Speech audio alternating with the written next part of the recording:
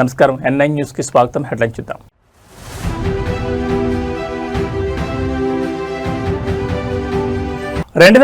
సచివాలయ ఉద్యోగుల రిక్రూట్మెంట్ పై ముదిరిన పొలిటికల్ రచ్చ సోషల్ మీడియాలో ట్రెండ్ అవుతున్న హ్యాష్ ట్యాగ్లు.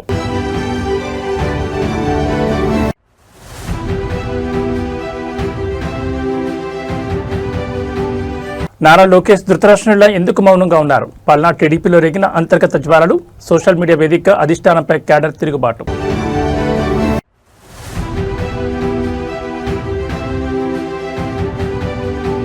తెలంగాణ కాంగ్రెస్ సర్కార్పై కేటీఆర్ పవర్ఫుల్ గర్జన. పుష్కర కాలం నాటి రాష్ట్రం ఇవాళ ముష్కరుల చేతిలో పడిందని వ్యాఖ్య.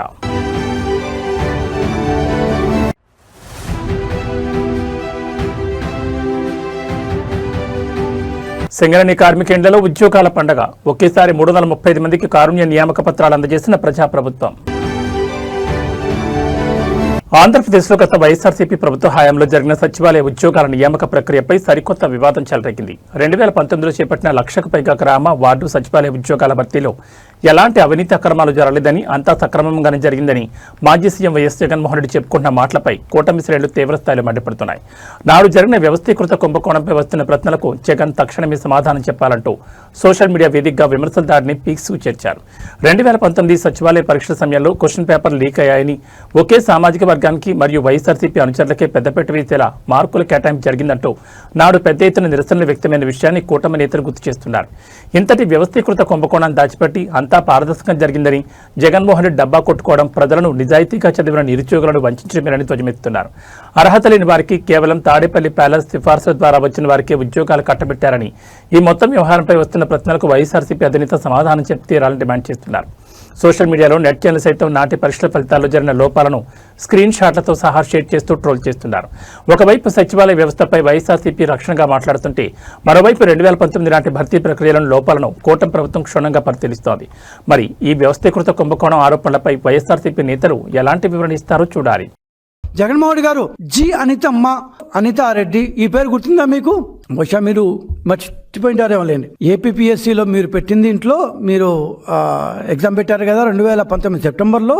అత్యంత పోటీ ఉన్న కేటగిరీ పంచాయత్ సెక్రటరీ గ్రేడ్ 5 150 మార్కులు గాను 112.25 మార్కులు సాధించి స్టేట్ ఫస్ట్ ర్యాంకర్గా వచ్చింది. మంచిదే. ఒక మహిళ అందరికంటే ఎక్కువగా 150కి అత్యంత కష్టంగా ఉంది. అప్పుడు ఇది ఎగ్జామ్ పేపర్ చాలా కష్టంగా ఉందని చెప్పారు. అప్పుడు ఇవి యూపీఎస్సీ కంటే కష్టంగా ఇచ్చారు అంటూ అప్పట్లో విన్నాం. అంత కష్టతరమైన పేపర్ని అందరికంటే ఎక్కువగా 112.25 మార్కులు తెచ్చుకున్న జి అనితమ్మ గారిని మీరు మర్చిపోవడం ఎట్లా మర్చిపోతారు? లేని మీరు మర్చిపోరు.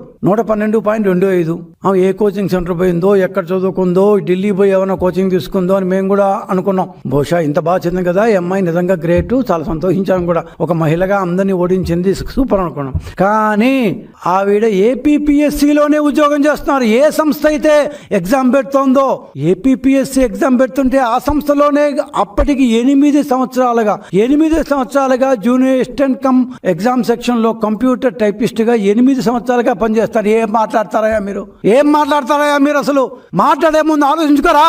అనితమ్మ ఒక్కరే కాదు, విజయవాడలో ఏపీపీఎస్సీ ఆఫీస్లోనే అప్పటికి 8 ఏళ్ళుగా యాక్టివ్ అవుట్సోర్సింగ్ జూనియర్ కంప్యూటర్ అసిస్టెంట్గా ఆమె పనిచేస్తుంటే ఫీల్డ్ వెరిఫికేషన్లో తెలియంది. మీరు ఏమైనా చేశారా? ఏమీ చేయలేదు. ఫస్ట్ ర్యాంక్ అని చెప్పి పొలమాలేసి ఆమె చేత ఒక ప్రెస్ మీట్ కూడా పెట్టించి ఆమెకి ఉద్యోగం ఇచ్చారు. మేము ఇప్పుడు ఉద్యోగం ఇవ్వకపోతే ఎంత కోపం వచ్చింది మీకు? ఏపీపీఎస్సీలోనే 8 సంవత్సరాలుగా పనిచేస్తున్న అనితమ్మకు ఉద్యోగం ఇస్తే మేమేమనాలి? పోనీ మేం కాదు, పత్రికలు, నిరుద్యోగులు, రాష్ట్రం అంతా కోడే కూర్చుంది. మీరు ఏమన్నా చేశారా? ఏమి చేయలేదు. ఆమెకి ఉద్యోగం ఇచ్చారు, మేము ఉద్యోగం ఇవ్వలేదు ఇట్లాంటి పనిచేసిన వాడికి. ఆంధ్రప్రదేశ్ అధికార పార్టీ అయిన తెలుగుదేశంలో అంతర్గతంగా పెద్ద లొల్లి మొదలైంది. ప్రతిపక్షంలో ఉన్నప్పుడు మాట్లాడిన మాటలు అధికారంలోకి వచ్చాక పాలకులకు గుర్తుండవా అంటూ సొంత పార్టీ కార్యకర్తలే సోషల్ మీడియా సాక్షిగా అధిష్టానాన్ని నిలదీస్తున్నారు. ముఖ్యంగా ఫ్యాక్సినిజానికి కేర్ ఆఫ్ అడ్రస్ గా ఉన్న పల్నాడు జిల్లాలో వైఎస్ఆర్సీపీ నేత కాసు మహేష్ రెడ్డికి అధికారం వచ్చిన ప్రతిసారి టీడీపీ కార్యకర్తల ప్రాణాలు బలవుతూనే ఉన్నాయని, అయినా కూటమి ప్రభుత్వం వచ్చాక కూడా నారా లోకేష్ ధృతరాష్ట్రునిలా ఎందుకు మౌనంగా ఉన్నారంటూ కేడర్ తీవ్ర ఆవేదన వ్యక్తం చేస్తోంది. గత వైఎస్ఆర్సీపీ ప్రభుత్వ హయాంలో నరసరావుపేటలో అన్ని అనుమతులు ఉన్నప్పటికీ దివంగత స్పీకర్ కోడెల శివప్రసాదరావు కుమారుడు కోడెల శివరాం నిర్మిస్తున్న డీమార్ట్ భవనాన్ని కాసు మహేష్ రెడ్డి, గోపిరెడ్డి శ్రీనివాసరెడ్డి అడ్డుకున్నారని కార్యకర్తలు గుర్తు చేసుకున్నారు. నాడు ప్రతిపక్షంలో ఉండగా తాము తీవ్ర అవినీతి ఆరోపణలు చేసిన అదే కాసు మాల్ ప్రాజెక్టును తీరా తెలుగుదేశం ప్రభుత్వం అధికారంలోకి వచ్చాక ఎలాంటి అభ్యంతరాలు చెప్పకుండా పూర్తి చేయించి అట్టహాసంగా ప్రారంభించడం వెనుక లోపాయికారి ఒప్పందాలు ఉన్నాయా అని కేడర్ అనుమానిస్తోంది. ప్రాణాలు పణంగా పెట్టి పార్టీని నమ్ముకున్న కార్యకర్తల రక్షణ కంటే విపక్ష నేతలతో వ్యాపారాలు, అభివృద్ధి ముఖ్యమని నిలదీస్తున్నారు. నాయకులను నమ్మి వెన్నంటి నిలిచిన కార్యకర్తల కుటుంబాలకు చివరికి మిగిలింది బూడిద బాధ మాత్రమేనని సోషల్ మీడియాలో పోస్టులు పెడుతున్నారు. క్షేత్రస్థాయిలో రాత్రింబావులు కష్టపడే కార్యకర్తల మనోభావాలను గాయపరిచే ఇలాంటి రాజకీయాలు ఎందుకంటూ కేడర్ అడుగుతున్న ప్రశ్నలు ఇప్పుడు టీడీపీ అధిష్టానానికి పెద్ద తలనొప్పిగా మారాయి. మరి ఈ అంతర్గత అసంతృప్తిపై సీఎం చంద్రబాబు, మంత్రి లోకేష్ ఎలా స్పందిస్తారో చూడాలి. ఇంకా నర్సరావుపేటలో 200 కోట్లతో భారీ షాపింగ్ కాంప్లెక్స్ కూడా కడుతున్నాడు ఈ క్యాష్ మహేష్. ఇదిగో మహేష్, నువ్వు కడుతున్న షాపింగ్ కాంప్లెక్స్.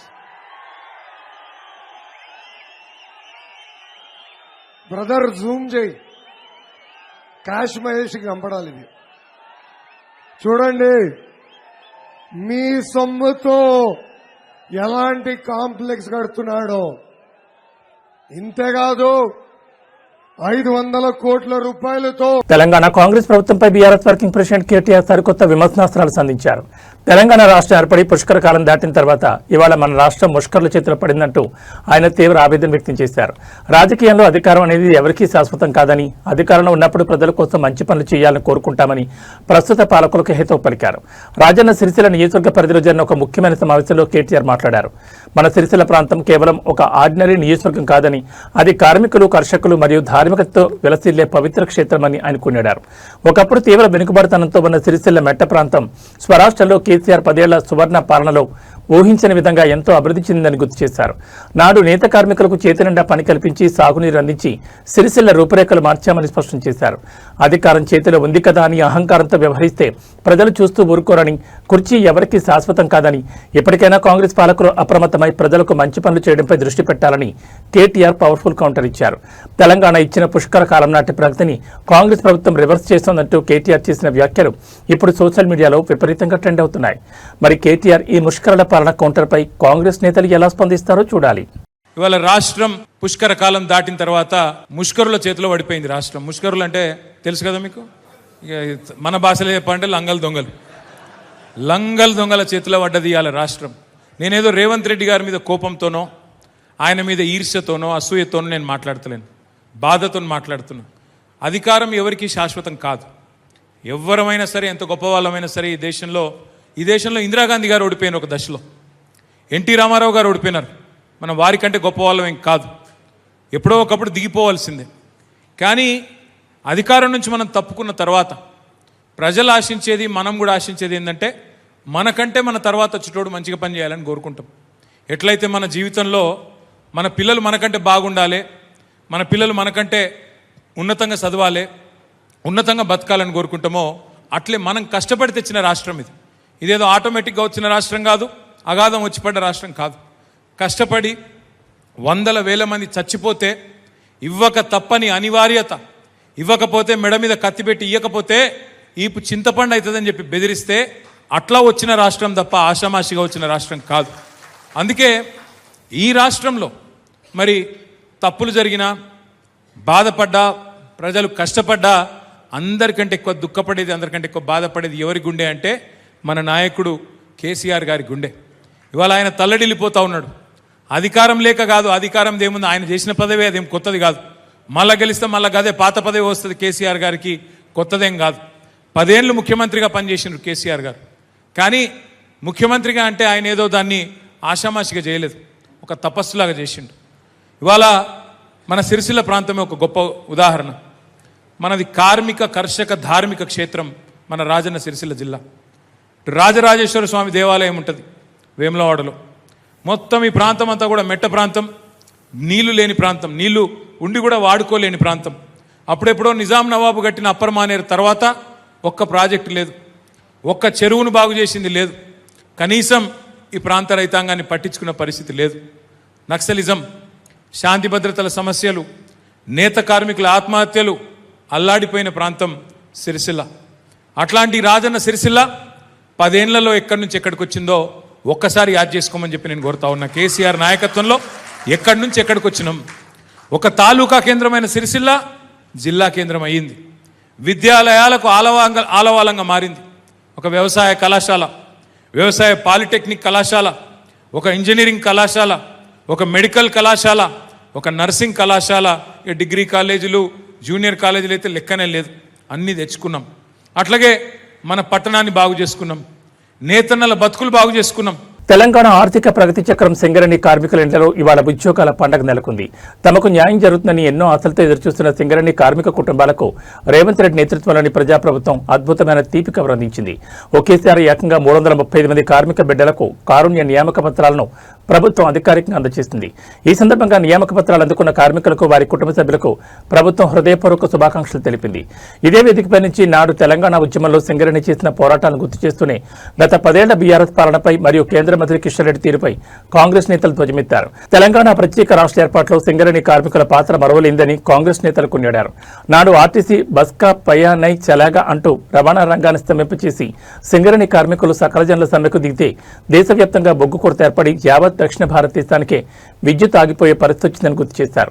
అంతటి త్యాగాలతో తెలంగాణ ఏర్పడిన తర్వాత తమ సమస్యలు పరిష్కారం అవుతాయని కార్మికులు భావిస్తే గత 10 ఏళ్ల పాలకుల నిర్వాహకం వల్ల వారి బతుకులు పెనం నుండి పొయ్యిలో పడ్డట్టు దుర్భరంగా మారాయని ఆవేదన వ్యక్తం చేశారు. నాడు ఆర్టీసీ కార్మికులు తమ హక్కుల కోసం 55 రోజులు సమ్మె చేసి 50 మంది కార్మికులు ప్రాణాలు కోల్పోయినా గత ప్రభుత్వం కనీసం పట్టించుకోలేదని మండిపడ్డారు.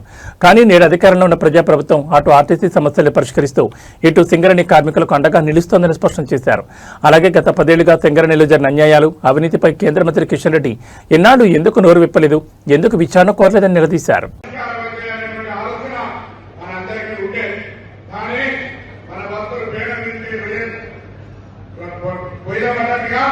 మన పరిస్థితి దుర్భరంగా మారింది తప్ప ఎక్కడ కూడా జీవితంలో మనం మెరుగుపడే విధంగా ఏర్పడలేదు.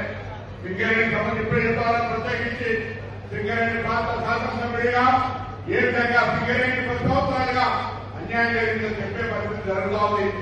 ఆర్టీసీ 50 రోజులు సమ్మె చేస్తే 60 మంది చచ్చిపోతే కనుక చూడటువంటి పరిస్థితి ఆనాడు ఆర్టీసీ నిర్వీర్యం చేసి ఒక బస్సు వెళ్ళినటువంటి పరిస్థితి. అది కూడా దాదాపు 40,000 మంది ఉద్యోగులు, ఇది కూడా ఇలా 40,000 పైన ఉద్యోగులు సంవత్సరాలుగా వీటి అభివృద్ధి తెలంగాణ అభివృద్ధిలో భాగంగా భావించి ఈ రోజు మేము అధికారంలోకి వచ్చిన తర్వాత తీసుకొని పోతా ఉన్నాం.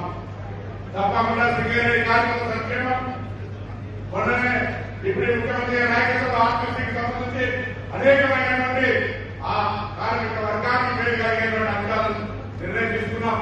తప్పకుండా ఉప ముఖ్యమంత్రి గారి నాయకత్వంలో, గౌరవ ముఖ్యమంత్రి గారి నాయకత్వంలో, పాత్ర మంత్రులు, పాత్ర శాసనసభ్యులందరూ కలిసి సింగరేణి అభివృద్ధికి సంబంధించి, సింగరేణి కార్మిక సంక్షేమానికి సంబంధించి అన్ని నిర్ణయాలు తీసుకుంటారనే మాట మనవి సందర్భంలో కేంద్రంలో పౌర శాఖ మంత్రిగా ఈ రాష్ట్రం నుంచి గెలిపించిన 8 మంది ఎంపీలో కిషన్ రెడ్డి గారు సింగరేణి గౌరవించారు.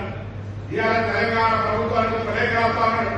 నేను కిషన్ రెడ్డి గారు చెప్తా ఉన్నా, కిషన్ రెడ్డి గారు గత 10 సంవత్సరాలుగా సింగరేణిలో జరిగినటువంటి అన్యాయాలకు సంబంధించి, సింగరేణిలో జరిగినటువంటి అనేక అంశాల మీద మీరు ముందుగా విచారణ కోరి మీరు ఇలా దానికి సంబంధించిన అన్ని అంశాలను బయటకు తెచ్చే ప్రయత్నం చేయమని చెప్పి కోరుతా ఉన్నా.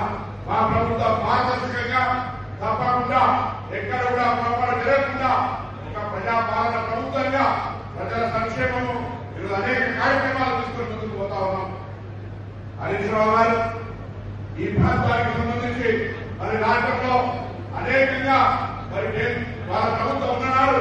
మేము ఈరోజు అడుగుతున్నాం, సింగరేణి కార్మికుల కోసం మీరు తీసుకున్నటువంటి అంశాలు ఏమిటో చెప్పమని అడుగుతాం. తప్పకుండా ఇక్కడ ఉన్నటువంటి ప్రాంతంలో కూడా విద్యార్థి సంఘ నాయకులుగా, ఎన్ఎస్సీ నాయకులుగా, ఆనాడు సింగరేణి ప్రాంతంలో కూడా సింగరేణి కార్మికులుగా ఏ విధంగా ఒక గౌరవంగా ఉండేటువంటి పరిస్థితి.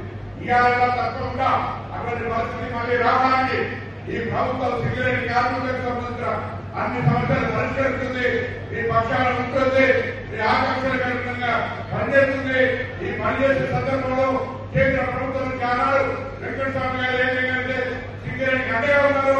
కిషన్ రెడ్డి గారు కూడా సింగరేణి కార్మికులకు అండగా ఉండాలని డిమాండ్ చేస్తూ మరొకసారి సింగరేణి కార్మికులందరికీ శుభం జరగాలి, మంచి జరగాలని కోరుకుంటూ నమస్కారం చేస్తూ సెలవుకుంటా ఉన్నాం. సుదూర తీరాల్లో ఉన్న ప్రవాస భారతీయుల గుండె చప్పుడు ఎప్పుడూ మాతృభూమి కోసమే కొట్టుకుంటుందని మరోసారి నిరూపితమైంది. ఫ్రాన్స్లోని సుందర తీర నగరం నీస్లో భారతీయ కమ్యూనిటీ అపూర్వమని ఎప్పటికీ గుర్తుండిపోయే మరపురాని స్వాగతాన్ని పలికింది. భారతదేశానికి వేల కిలోమీటర్ల దూరంలో నివసిస్తున్నప్పటికీ మన డయాస్పోరాకు భారతదేశంతో ఉన్న బంధం మునుపటి కంటే మరింత బలంగా పటిష్టంగా ఉందన్న విషయాన్ని ఈ ఘన స్వాగతం స్పష్టం చేసింది. ఫ్రాన్స్లోని నీస్ నగరంలో ఉన్న భారతీయ సమాజం అంతా ఒకే తాటిపైకి వచ్చి అత్యంత ఉత్సాహభరితమైన వాతావరణంలో ఈ స్వాగత వేడుక నిర్వహించింది.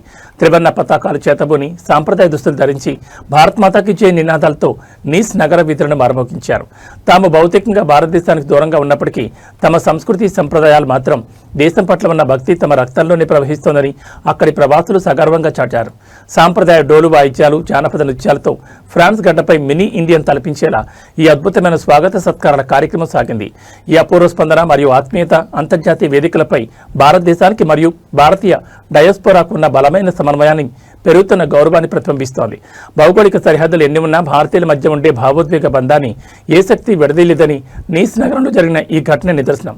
ఈ అద్భుతమైన స్వాగత దృశ్యాలు ప్రస్తుతం ప్రపంచవ్యాప్తంగా ఉన్న భారతీయులను ఎంతో గర్వపడేలా చేస్తున్నాయి.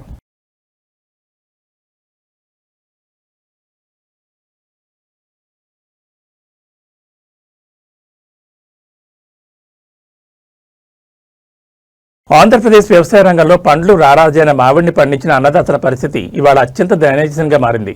కంటికి రెప్పలా కాపాడుకుంటూ వచ్చిన పంట తీరా చేతికొచ్చే సమయానికి మార్కెట్లో కనీస ధర కూడా పలకపోవడంతో రైతులు తీవ్ర ఆవేదన వ్యక్తం చేస్తున్నారు. పంటను మార్కెట్ తరలిస్తే కనీసం రవాణా ఖర్చులు, కోత కూలీలు, డబ్బులు కూడా వెనక్కి రావడం లేదని మనస్తాపం చెందిన రైతులు తమ మామిడికాయలను నడి రోడ్డు పక్కనే పారబోస్తున్నారు. తక్షణమే ప్రభుత్వం స్పందించి మామిడి రైతులకు కనీస మద్దతు ధర కల్పించాలని, ఆదుకోవాలని డిమాండ్ చేస్తున్నారు. ఈ ఏడాది సకాలంలో వర్షాలు పడక ఎండల తీవ్రతను తట్టుకుంటూ భారీగా పెట్టుబడి పెట్టి రైతులు మామిడి తోటలను సాగు చేశారు. అయితే తీరా మార్కెట్కు పంటను తరలిస్తే వ్యాపారులు, దళారులు కుమ్మక్కై మద్దతు ధర ఇవ్వకుండా ఇష్టారాజ్యంగా ధరలను తగ్గించేశారని రైతులు ఆరోపిస్తున్నారు. ఒక టన్ను మామిడిని మార్కెట్కు తీసుకురావడానికి అవుతున్న రవాణా ఛార్జీలు, తోటలో కాయలు కోయడానికి పెట్టే కూలీల ఖర్చు కూడా వ్యాపారులు పెట్టే ధర ద్వారా రావడం లేదని కన్నీరు పెడుతున్నారు. చేతులు తీసిన మార్కెట్ యార్డుల తీరుకు నిరసనగా కాయలను అక్కడే రోడ్డు పక్కన పారేసి ఖాళీ చేతులతో ఇళ్లకు ముఖం చాటేస్తున్నారు. మార్కెట్ ఇంటర్వెన్షన్ స్కీమ్ ద్వారా ప్రభుత్వం వెంటనే రంగంలోకి దిగి గిట్టుబాటు ధర ప్రకటించకపోతే తాముకు ఆత్మహత్యలే సరైనమని అన్నదాతలు ఆవేదన వ్యక్తం చేస్తున్నారు. కాయలు పండించే వరకు ప్రకృతితో పోరాడే రైతు తీరా అమ్మే సమయానికి దళారులతో, పాలకుల ఉదాసీనతతో పోరాడాల్సి రావడం నిజంగా దురదృష్టకరం. మరి ఈ తీవ్ర సంక్షోభంపై ఆంధ్రప్రదేశ్ ప్రభుత్వం మరియు మార్కెటింగ్ శాఖ అధికారులు ఎలాంటి తక్షణ చర్యలు తీసుకుంటారో చూడాలి.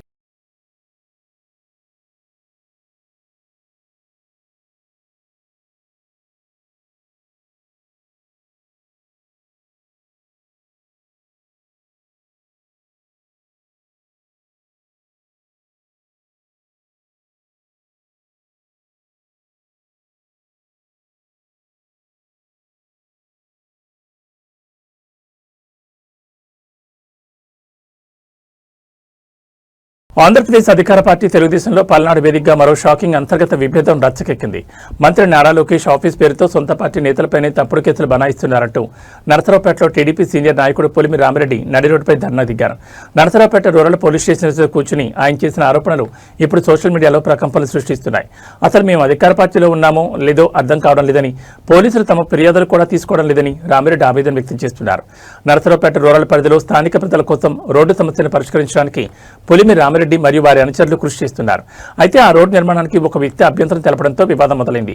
సదరు వ్యక్తి కొడుకు నేరుగా అమరావతిలోని మంత్రి నారా లోకేష్ ఆఫీస్ నుండి స్థానిక పోలీసులకు ఫోన్ చేయించారని రామిరెడ్డి సంచలన ఆరోపణ చేశారు. లోకేష్ ఆఫీస్ నుంచి ఫోన్ వచ్చిందని ఒకే ఒక్క కారణంతో వాస్తవాలు విచారించకుండా పోలీసులు తనపై ఏకంగా 5 అక్రమ కేసులు బనాయించారని ఆయన మండిపడ్డారు. పార్టీ కోసం ఎంతో కాలంగా రక్తం చెందించిన తమకు కూటమి ప్రభుత్వంలో దక్కుతున్న గౌరవం ఇదేనా అని నిలదీశారు.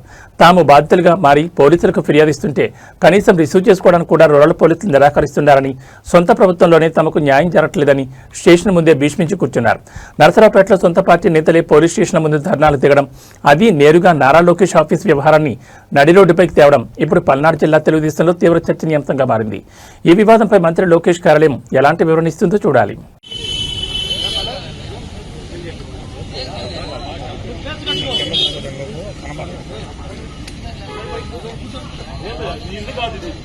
కరెక్ట్ కాదు, ఇది కరెక్ట్ కాదు,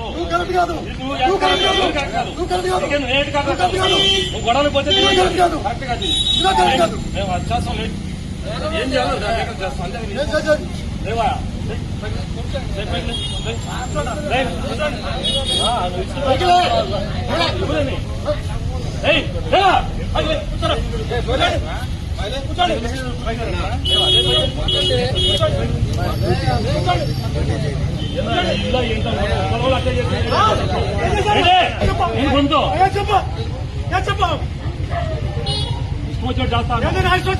మరి ఏం చేయలేదు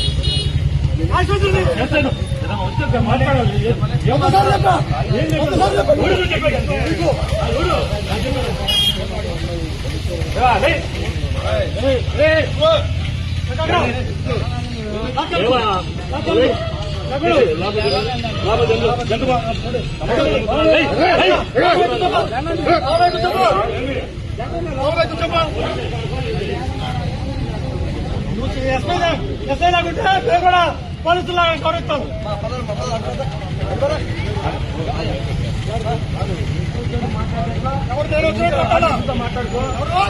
రిపోర్ట్ చేయి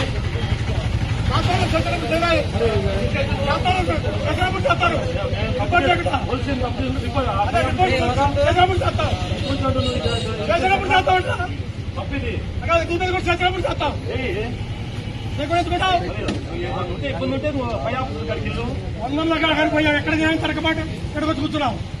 ఎస్పీని కలిసావు, సిఎస్పీ గారిని కలిసావు, అందరూ కలిసావు. నేను తెలుగుదేశం పార్టీ పాలపాటి నాయకుడిని. తెలుగుదేశం పార్టీ అధికారంగా రాగానే రైతులు ఇబ్బంది పడుతున్నారని చెప్పి ఒక్కొక్క రోడ్డుకి ఒక్కొక్క కమిటీ వేసి ఆ కమిటీ దాకా మట్టి రోడ్లు వేస్తున్నాము. పాలపాటి నుంచి అన్నవరం రోడ్డు వేస్తుంటే రైతులందరూ ఒప్పుకున్నారు. ఒక్క రైతు ఒప్పుకోవాల్సి రాయపాటి నాగేశ్వరరావు అతను ఒక్కడికి ఒప్పుకోలేదు. అతను ఇంటికి పోయి ఎంఆర్ఓ నేను బతిలాడు వచ్చాము, ప్రజలకు ఉపయోగపడే రోడ్డు నీకు ఉపయోగపడే రోడ్డు అని.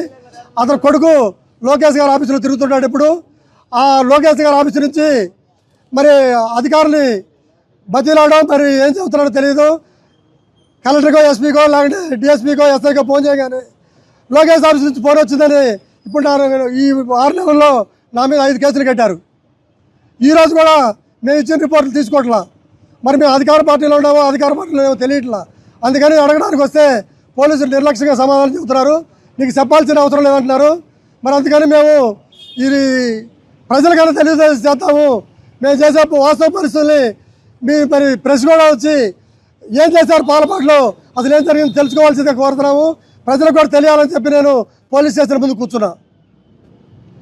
హైదరాబాద్ దిల్సుఖ్ నగర్ సాక్షిగా నిరుద్యోగ అభ్యర్థుల ఆక్రందనలు, నిరసనలతో వాతావరణం ఒక్కసారిగా అల్లకల్లోలంగా మారింది. నగరంలో కురుస్తున్న భారీ వర్షాన్ని సైతం లెక్క చేయకుండా వందలాది మంది పోలీస్ కానిస్టేబుల్ అభ్యర్థులు రోడ్డుపైకి వచ్చి భారీ ధర్నాకు దిగారు. రేవంత్ రెడ్డి ప్రభుత్వం నోటిఫికేషన్లో ప్రకటించిన 5,000 కానిస్టేబుల్ పోస్టులు ఏమాత్రం సరిపోవని, తక్షణమే ఈ ఉద్యోగాల సంఖ్యను 5,000 నుంచి 20,000కు పెంచాలంటూ నిరుద్యోగులు డిమాండ్ చేస్తున్నారు. గత కొన్నేళ్లుగా రిక్రూట్మెంట్ నోటిఫికేషన్ల కోసం అహర్నిశలు శ్రమిస్తున్న తమకు ప్రభుత్వం కేవలం 5,000 పోస్టులనే కేటాయించడం తీవ్ర అన్యాయమని అభ్యర్థులు ఆవేదన వ్యక్తం చేస్తున్నారు. ఎన్నికల సమయంలో మెగా నోటిఫికేషన్లు ఇస్తామని చెప్పిన కాంగ్రెస్ పార్టీ ఇప్పుడు నిరుద్యోగులను నట్టేట ముంచిందని మండిపడుతున్నారు. ఇవాళ దిల్సుఖ్ నగర్ మెయిన్ ఎక్స్ రోడ్డుకు చేరుకున్న అభ్యర్థులు హఠాత్తుగా రహదారిపై బైఠాయించారు. దీంతో ఎల్బీ నగర్ నుంచి మలక్పేట్, చాదర్ఘాట్ వెళ్లే మార్గంలో వాహనాలు కిలోమీటర్ల మేర నిలిచిపోయి తీవ్ర రద్దీ ఏర్పడింది. వర్షం తీవ్రంగా పడుతున్న వెనక్కి తగ్గకుండా రోడ్డుపైన అభ్యర్థులు నినాదాలు కొనసాగించారు. శాంతియుతంగా ధర్నా చేస్తున్న అభ్యర్థులను చెల్లాచెదురు చేయడానికి, బలవంతంగా అరెస్టులు చేయడానికి పోలీసులు ప్రయత్నించడంతో అక్కడ స్వల్ప తోపులాట జరిగి ఉద్రిక్తత నెలకొంది.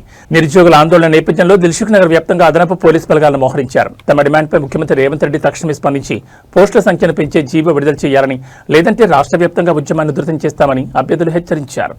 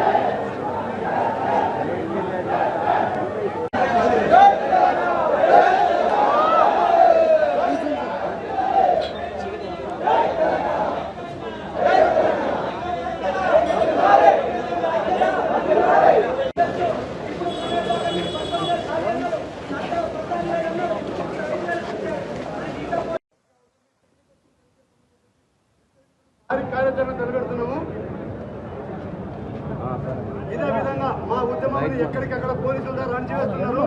ఇలానే చేస్తే ఖచ్చితంగా రేపు ఏదైతే డీజీపీ ఆఫీస్ ముట్టడి 1000 మందితో డీజీ ఆఫీస్ ముట్టడి ఉంటుంది.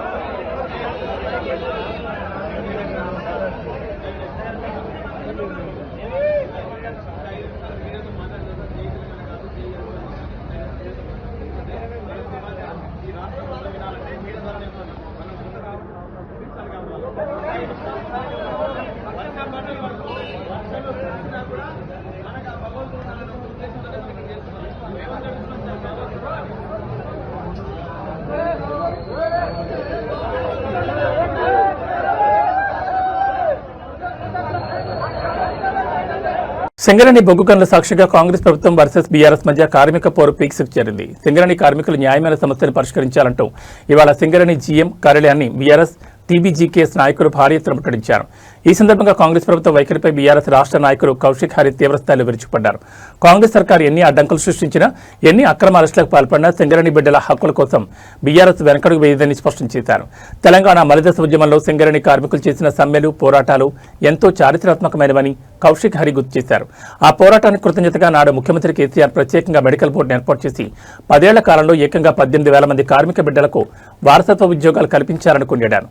కానీ ప్రస్తుత కాంగ్రెస్ ప్రభుత్వం అధికారంలోకి వచ్చాక కారుణ్య నియామకాలను రద్దు చేసేందుకు దొంగచాటు చర్యలు చేపడుతోందని మండిపడ్డారు.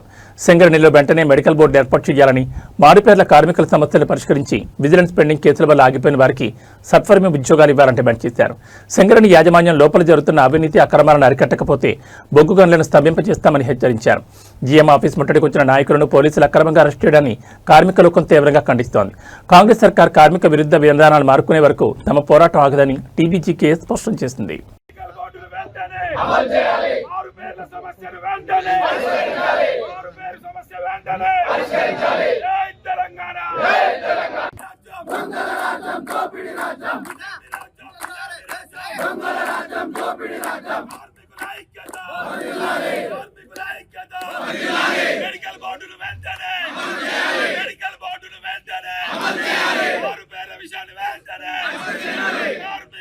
గుండకాయ లాంటి సింగరేణి ప్రాంతంలో సింగరేణి కార్మికులు చేసినటువంటి తెలంగాణ రాష్ట్ర సాధన పోరాటానికి కృతజ్ఞతగా మా నాయకుడు మాజీ ముఖ్యమంత్రి బీఆర్ఎస్ పార్టీ అధినేత కేసీఆర్ గారు వీళ్ళందరికీ కూడా మెడికల్ బోర్డు పెట్టి వారసత్వ ఉద్యోగాలు 10 ఏళ్ల కాలంలో 18,000 ఉద్యోగాలు ఇచ్చారు. ఇక్కడ మళ్ళొకసారి బయట సామాన్య ప్రజలను, రైతులను, మహిళలను మోసం చేసిన విధంగా కాంగ్రెస్ పార్టీ ఇక్కడ కూడా తెలంగాణ రాష్ట్రంలోని సింగరేణి కార్మికులందరినీ కూడా మాయమాటలు చెప్పి మోసం చేసి గతంలో ఏదైతే నెలకు 2 మెడికల్ బోర్డులు కూర్చోపెట్టి కార్మికులను బీఆర్ఎస్ పెట్టించి మన మెడికల్ అన్ఫిట్ చేసి వాళ్ళ వారసులకు ఉద్యోగాలు ఇచ్చే పరిస్థితి ఉండే, అట్లాంటిది ఇవాళ గత 15 నెలలుగా మెడికల్ బోర్డు అనేది లేకుండా వాళ్ళు వచ్చిన కాడికి వెళ్ళి ఏ ఒక్క కార్మికుని పిల్లలకు కూడా మెడికల్ బోర్డు ద్వారా ఉద్యోగాలు వస్తలేవు. ఇది చాలా శోచనీయం. సింగరేణికి ఉన్నటువంటి కార్మికులను కాపాడడం కోసం బీఆర్ఎస్ పార్టీ టీబీజీకేఎస్ ఆధ్వర్యంలో మేము వాళ్ళకు మెడికల్ బోర్డు పునరుద్ధరించాలని, మరియు అదేవిధంగా మారుపేర్ల సమస్య పరిష్కరించాలని, విజిలెన్స్ కేసులు పరిష్కరించాలని చెప్పి వాళ్ళ బీఆర్ఎస్ పార్టీ ఆధ్వర్యంలో పెద్ద ఎత్తున ధర్నా చేస్తాం. ఇదన్నీ కూడా సింగరేణి కోల్బెల్ట్ ప్రాంతం అంతా కూడా బీఆర్ఎస్ పార్టీ ఆధ్వర్యంలో ధర్నాలు జరుగుతాయి. ఖచ్చితంగా ఈ ప్రభుత్వాన్ని మెడల్ వంచి, మోసం చేసినటువంటి కాంగ్రెస్ ప్రభుత్వాన్ని మెడల్ వంచి ఈ ముఖ్యమంత్రికి బుద్ధొచ్చే విధంగా, ఈ ప్రాంతంలో ఉన్న నాయకులు పోటీ చేసి గెలిచిన మంత్రులు కావచ్చు, ఎమ్మెల్యేలకు బుద్ధొచ్చే విధంగా సింగరేణి కార్మికులను కలుసుకొని ఇక్కడ రైతులను, యువకులను అందరినీ తీసుకొని మేము పోరాటం చేసి తప్పకుండా మెడికల్ బోర్డు వచ్చే విధంగా పార్టీ పనిచేస్తుంది. అదేవిధంగా ఈ మారుపేర్ల సమస్య పరిష్కరించడం కానీ, కాంట్రాక్ట్ లేబర్ల సమస్య సింగరేణి కార్మికులది కానీ ఇవన్నిటి మీద మా పోరాటం ఉంటుందని, ఇవాళ ఎంత అరెస్టులు చేసి నిర్బంధం చేసినా కానీ ఒక తెలంగాణ సాధనప్పుడు జరిగినటువంటి పోరాటంలాగా ఎంతమందిని అరెస్ట్ చేసి నిర్బంధం పెట్టినా ఇక్కడ 400-500 మంది బీఆర్ఎస్ సైనికులు, కార్మికులు, రిటైర్డ్ కార్మికుల పిల్లలు అందరూ కూడా ఇక్కడికి వచ్చి ఈ ధర్నాను విజయవంతం చేశారు. దీన్ని బట్టే ప్రజలకు ఇది ఎంత ఆకాంక్ష ఉన్నది, కోరిక ఉన్నది, దీన్ని బలీయమైందో ఇక్కడ ఉన్నటువంటి ప్రభుత్వ పెద్దలు గ్రహించి వారికి న్యాయం చేయాలని మేము డిమాండ్ చేస్తాం. ప్రస్తుత సమాజంలో పిల్లలు ఎదుర్కొంటున్న అతిపెద్ద సమస్యపై మెగాస్టార్ చిరంజీవి గళమెత్తారు. కార్పొరేట్ స్కూళ్ల సంస్కృతిపై ఆయన తీవ్ర అసంతృప్తిని వ్యక్తం చేశారు. కార్పొరేట్ విద్యా వ్యవస్థ వచ్చినప్పటి నుంచి విద్యా సంస్థలు ఎంతసేపు మార్కులు, ర్యాంకులు అంటూ పిల్లలను కేవలం చదువుల యంత్రాలుగా మారుస్తున్నాయని చిరంజీవి ఆవేదన వ్యక్తం చేశారు. పిల్లలకు కనీస శారీరక శ్రమ, ఆటలు లేకుండా పోతున్నాయని, దీనిపై ప్రభుత్వాలు తక్షణమే దృష్టి పెట్టాలంటూ ఆయన పిలుపునిచ్చారు. నేటి తరం పిల్లల్లో ఫిజికల్ యాక్టివిటీస్ పూర్తిగా లోపించాయని చిరంజీవి ఆందోళన వ్యక్తం చేశారు. చదువుతో పాటు ఆటలు కూడా జీవితంలో భాగం కావాలన్నారు. ముఖ్యంగా మన గ్రామీణ ప్రాంతాల్లో అద్భుతమైన టాలెంట్ ఉన్న ఆటగాళ్లు ఉన్నారని, అలాంటి గ్రామీణ క్రీడాకారులను గుర్తించి వారిని ప్రపంచ స్థాయికి తీసుకెళ్లడానికి 2 రాష్ట్రాల ప్రభుత్వాలు ప్రత్యేకంగా సహకరించాలని ఆయన కోరారు. కేవలం 4 గోడల మధ్య పిల్లల భవిష్యత్ బందీ కాకూడదనే ఉద్దేశంతోనే తన తాజా చిత్రం పెద్ది సినిమాలో ఇదే పవర్ఫుల్ సామాజిక సందేశాన్ని తాము హృదయానికి హత్తుకునేలా చూపించామని చిరంజీవి స్పష్టం చేశారు. కేవలం వినోదమే కాకుండా సమాజానికి ఒక మంచి ఆదర్శాన్ని అందించేలా ఈ సినిమా ఉంటుందని ఆయన ఆశాభావం వ్యక్తం చేశారు. చదువుల ఒత్తిళ్లు నలిగిపోతున్న నేటి తరం పిల్లల గురించి మరియు గ్రామీణ క్రీడల పునరుజ్జీవనం గురించి మెగాస్టార్ చిరంజీవి చేసిన వ్యాఖ్యలకు సోషల్ మీడియాలో నెట్జన్లు, ముఖ్యంగా తల్లిదండ్రుల నుంచి అద్భుతమైన రెస్పాన్స్ వస్తోంది. సార్ అంటే ఈ కథ చెప్పడానికి కూడా మేము కారణం జనరేషన్ని ఇన్స్పైర్ చేద్దామనండి. అంటే మేము ఇప్పుడు స్కూల్స్కి వెళ్తాం కదా సార్, అప్పుడు స్కూల్స్కి వెళ్తే స్కూల్ అంటే క్లాస్ రూము, బ్లాక్ బోర్డేనా, వాని వెనకాల ఒక ప్లే గ్రౌండ్ కూడా ఉంటుంది దాని వెనకాల అని చెప్పడానికి ట్రై చేస్తాం సార్ ఇద్దరు. అంటే ఆట స్థలం అంటే అమ్మ కడుపులో ఉన్న 9 monthsే ఆడుకోవడానికి ఉంటుంది గ్రౌండ్. బయటకు వచ్చిన తర్వాత స్కూల్లో పిల్లలకి ఇప్పుడు చూస్తాం సార్, ఏ స్కూల్కి గ్రౌండ్ ఉంది సార్, బిల్డింగ్స్ ఉన్నాయి అంతండి. అది చెప్పడానికి ఇన్స్పైర్ చేద్దాం, ఏదో మంచి మాట చెప్పి. ముఖ్యంగా ఈ కార్పొరేట్ ఎడ్యుకేషన్ సిస్టమ్ వచ్చేసిన తర్వాత అండ్ ఎంతసేపటికి మార్కులు అనే దీంట్లో ఇంకా అసలు ఫిజికల్ యాక్టివిటీ లేకుండా పోతుంది. అందులో ఇప్పుడు ఈ బొమ్మని రాని ఒక మాట అంటాడు, చేతిలో వచ్చేసింది సార్ అంటాడు. అందులో ఎన్నో ఆటలు ఉన్నాయి సార్, ఎవరు వెళ్ళట్లేదు సార్ అని. కానీ ప్రభుత్వాలు ఇప్పుడు మీరు అన్నటువంటి ఈ పరిస్థితి ఒకప్పుడు ఉండేది కానీ ఇప్పుడు రాను బెటర్ అవుతుంది అన్నది చాలా బాగుంది సార్. బట్ ఇంతకంటే ఇంకా గట్టిగా రావాలంటే మీరు ఇచ్చినటువంటి సలహా సినిమాలు, పెద్ద సినిమాలో ప్రభుత్వాలు సహకరించాలి, సర్కారు వాళ్ళు ముందుకు రావాలి. కాబట్టి ఈ సినిమా ఒక అవేర్నెస్ తీస్తుంది, ఒక ఎడ్యుకేషనల్ ఫిలిం పెద్ది, ఒక ఇన్స్పైరింగ్ కంటెంట్ ఉన్న సినిమా పెద్ది. ఈ సినిమాలో బిడ్డలకి మనం ఏమి ఇవ్వాలి, ఎలాగ మోటివేట్ చేయాలి, ఎలాగ ఇన్స్పైర్ చేయాలి, వాళ్ళు ఎలాగ పెంచాలి అనే దాని మీద ప్రతి ఒక్కళ్ళు ఫోకస్ పెట్టి స్ఫూర్తి పొందాలని మాత్రం నేను మనస్ఫూర్తిగా కోరుకుంటున్నాను. దేశంలో పెట్రోల్ ధరల శాఖ సామాన్య ప్రజలను నిలువున దహించేస్తోంది. ఒకవైపు కేంద్ర రోడ్డు రవాణా శాఖ మంత్రి నితిన్ గడ్కరీ పెట్రోల్లో ఇథనాల్ కలిపి వాడడం వల్ల దేశానికి వేల కోట్ల రూపాయల ముడి చమురు దిగుమతి భారం తగ్గుతుందని, పర్యావరణానికి మేలు జరుగుతుందని చెప్తున్నారు. కానీ క్షేత్రస్థాయిలో మాత్రం పెట్రోల్ ధరలు లీటర్కు 100 రూపాయలు దాటి సామాన్యుల జేబుకు చెల్లులు పెడుతూనే ఉన్నాయి. ఇథనాల్ కలపడం వల్ల పెట్రోల్ ఉత్పత్తి వ్యయం తగ్గుతున్నప్పుడు ఆ లబ్ధిని వినియోగదారుడికి ఎందుకు బదిలీ చేయడం లేదు? ఇథనాల్ పెట్రోల్ గేమ్ వెనుక అసలు నిజాలేంటి? మోడీ ప్రభుత్వం ఈ సమస్యను ఎందుకు పట్టించుకోవడం లేదు? కేంద్ర ప్రభుత్వం పెట్రోల్లో 15 నుంచి 20% వరకు ఇథనాల్ కలపాలని లక్ష్యంగా పెట్టుకుంది. చెరకు రసం, పాడైపోయిన ధాన్యాల నుంచి తయారయ్యే ఇథనాల్ లీటర్ ధర పెట్రోల్ కంటే చాలా తక్కువగా ఉంటుంది. ఈ లెక్కన పెట్రోల్లో ఇథనాల్ శాతాన్ని పెంచినప్పుడు లీటర్ పెట్రోల్ ధర మార్కెట్లో తగ్గాల్సింది. కానీ దేశంలో ఇంధన ధరలు మాత్రం రోజురోజుకు ఆకాశం తాకుతున్నాయి. దీంతో ప్రభుత్వ విధానాల వల్ల ప్రజలు దగా పడుతున్నారని అభిప్రాయం వ్యక్తమవుతోంది. నితిన్ గడ్కరీ ఇథనాల్ విప్లవం గురించి గొప్పగా చెప్తున్నా పాలకుల కళ్లకు సామాన్యుల కష్టాలు కనిపించడం లేదని వాహనదారులు ప్రశ్నిస్తున్నారు.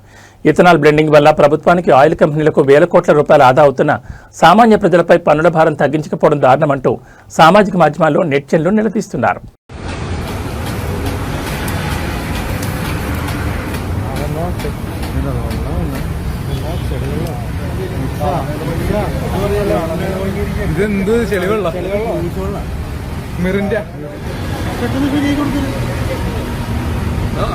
ഏകദേശം 50 രൂപയുടെ പെട്രോളും 100 രൂപയുടെ വെള്ളവും, അതാണ് 150 രൂപയുടെ പെട്രോള്.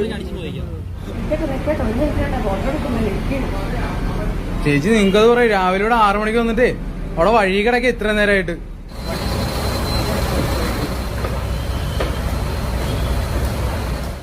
ఇక వాతావరణ విస్తరణకు వస్తే 2 తెలుగు రాష్ట్రాల ప్రజలకు వాతావరణ శాఖ చల్లటి కబురు చెప్పింది. నైరుతి రుతుపవనాల ప్రభావంతో తెలంగాణ మరియు ఆంధ్రప్రదేశ్ వ్యాప్తంగా వర్షాలు దంచుకొట్టనున్నాయి. తెలంగాణలో రాబోయే 4 రోజుల పాటు విస్తారంగా వర్షాలు కురుస్తాయని హైదరాబాద్ వాతావరణ కేంద్రం వెల్లడించింది. ముఖ్యంగా ఇవాళ రాష్ట్రంలోని 8 జిల్లాల్లో భారీ వర్షాలు పడే అవకాశం ఉంది. అటు ఆంధ్రప్రదేశ్లోనూ రుతుపవనాలు చురుగ్గా కదులుతుండటంతో రేపు రాష్ట్ర వ్యాప్తంగా మేఘావృతమైన వాతావరణంతో పాటు పిడుగులతో కూడిన మోస్తరు వర్షాలు కురుస్తాయని ఏపీ విపత్తుల నిర్వహణ సంస్థ హెచ్చరించింది. తెలంగాణలో రుతుపవనాల కదలికలు బలంగా ఉన్నాయి. వాతావరణ శాఖ నివేదిక ప్రకారం ఇవాళ నల్గొండ, సూర్యాపేట, రంగారెడ్డి, వనపర్తి, నారాయణపేట, సంగారెడ్డి, యాదాద్రి భువనగిరి మరియు నాగర్ కర్నూలు జిల్లాలో భారీ వర్షాలు కురిసే అవకాశం ఉంది. మిగిలిన జిల్లాలో మోస్తరు వర్షాలు పడతాయి. రాబోయే 2 రోజుల్లో పగటి ఉష్ణోగ్రతల్లో పెద్దగా మార్పు ఉండకపోయినప్పటికీ ఆ తర్వాత 3 రోజుల్లో ఉష్ణోగ్రతలు 2 నుంచి 3 డిగ్రీల వరకు తగ్గుముఖం పట్టి వాతావరణం మరింత చల్లబనుంది. అటు ఆంధ్రప్రదేశ్లో రేపు నైరుతి రుతుపవనాల ప్రభావం స్పష్టంగా కనిపించనుంది. శ్రీకాకుళం, విశాఖపట్నం, అనకాపల్లి, కాకినాడ మరియు కోనసీమ జిల్లాలో అక్కడక్కడ పిడుగులతో కూడిన తేలికపాటి వర్షాలు కురుస్తాయి. అయితే మిగిలిన 23 జిల్లాల్లోని పలు ప్రాంతాల్లో పిడుగులతో కూడిన తేలికపాటి నుంచి ఓ మోస్తరు వర్షాలు పడే ఛాన్స్ ఉందని అధికారులు తెలిపారు. ప్రజలు, ముఖ్యంగా పొలాల్లో ఉండే రైతులు, గొర్రెల కాపర్లు పిడుగుల పట్ల అప్రమత్తంగా ఉండాలని సూచించారు.